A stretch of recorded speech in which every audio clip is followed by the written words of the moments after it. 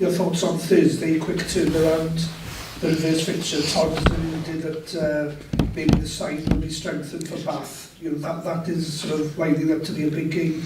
Look, I think we're all aware they'll go fully loaded at home, leading back into their competition, and that's bringing back some pretty powerful strike force, if you like. We're in a position at the moment where our squad has been well documented. We're up to 14 injuries at the moment, and I think 7 of them are what we'd consider frontline players.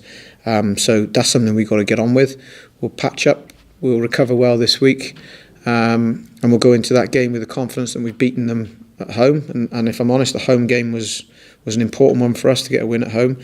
But we'll go there with the enthusiasm and the same approach as we've had today in terms of trying to win a game of rugby. But I think for us as Cardiff Blues, where we currently sit, today was an important win and at home. So let's not get too far away from that.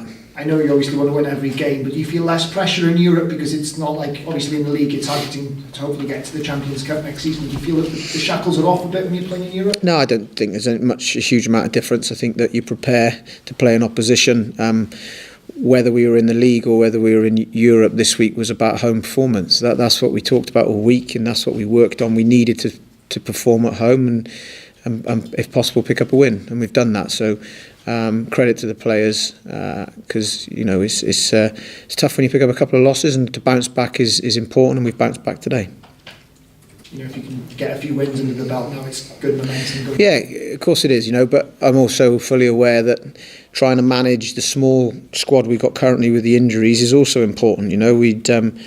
We have to target league matches. That's our priority. That's where we're going to progress in terms of being in the Champions Cup.